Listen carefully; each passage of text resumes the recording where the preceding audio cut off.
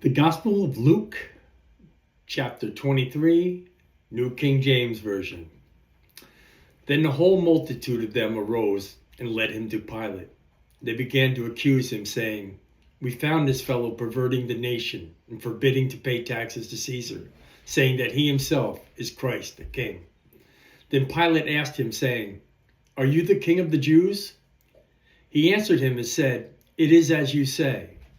So Pilate said to the chief priests and the crowd, "I find no fault in this man." But they were more fierce, saying, "He stirs up the people, teaching throughout all Judea, beginning from Galilee to this place." When Pilate heard of Galilee, he asked if the man were a Galilean.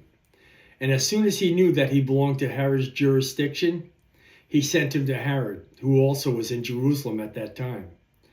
Now when Herod saw Jesus, he was exceedingly glad, for he desired for a long time to see him, because he had heard many things about him, and he had hoped to see some miracle done by him. Then he questioned him with many words, but he answered him nothing. And the chief priests and the scribes stood and vehemently accused him. Then Herod, with his men of war, treated him with contempt and mocked him, arrayed him in gorgeous robe, and sent him back to Pilate. That very day, Pilate and Herod became friends with each other, for previously they had been at enmity with each other. Then Pilate, when he called together the chief priests, the rulers, and the people, said to them, "You have brought this man to me as one who misleads the people. And indeed, having examined him in your presence, I found no fault in this man concerning those things which you accuse him.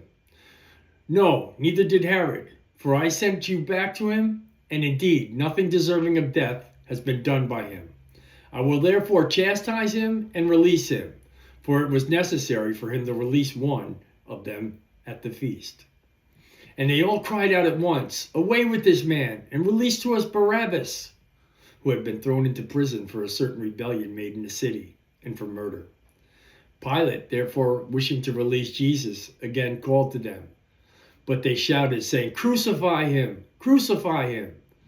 Then he said to them a third time, "Why? What evil has he done? I found no reason for death in him. I will therefore chastise him and let him go." But they were insistent, demanding with loud voices that he be crucified. And the voices of these men and of the chief priests prevailed. So Pilate gave the sentence that it should be as they requested, and he released to them the one they requested, who for rebellion and murder had been thrown into prison, but he was delivered, Jesus, to their will. Now as they led him away, they laid hold of a certain man, Simon the Cyrenian, who was coming from the country, and on him they laid the cross that he might bear it after Jesus. And a great multitude of people followed him, and women who also mourned and lamented him. But Jesus, turning to them, said, "Daughters of Jerusalem, do not weep for me, but weep for yourselves and for your children. For indeed the days are coming in which they will say, 'Blessed are the barren wombs who never bore, and the breasts who never nursed.' Then they will begin to say to the mountains, 'Fall on us,' and to the hills, 'Cover us.' For if they do these things in the green wood, what will be done in the dry?" There was also 2 criminals led with him to be put to death. And when they had come to the place called Calvary, they crucified him and the criminals, one on the right hand and the other on the left. Then Jesus said, "Father, forgive them, for they do not know what they do." And they divided his garments and cast lots, and the people stood looking on. But even the rulers with them sneered, saying, "He saved others, let him save himself, if he is the Christ, the chosen of God." The soldiers also mocked him, coming and offering him sour wine and saying, "If you are the King of Jews, save yourself." And an inscription was also written over him in the letters of Greek, Latin, and Hebrew, "This is the King of the Jews." Then one of the criminals were hanging blasphemed him, saying, "If you are the Christ, save yourself and us." But the other, answering, rebuked him, saying, "Do you not even fear God, seeing you are under the same condemnation? And we indeed justly, for we receive the due reward of our deeds.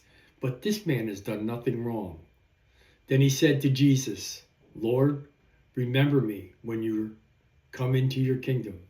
And Jesus said to him, Assuredly, I say to you, today you will be with me in paradise.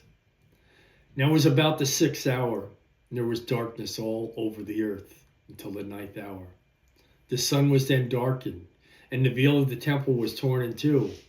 And when Jesus had cried with a loud voice, he said, Father, into your hands I commit my spirit. Having said this, he breathed his last. So when the centurion saw what had happened, he glorified God, saying, Certainly, this was a righteous man.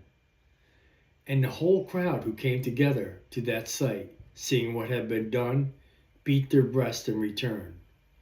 But all his acquaintances and the women who followed him from Galilee stood at a distance, watching these things. Now behold, there was a man named Joseph, a council member, a good and just man. He had not consented to the decision and the deed. He was from Arithmia, a city of the Jews, who himself was also waiting for the kingdom of God. This man went to Pilate and asked for the body of Jesus.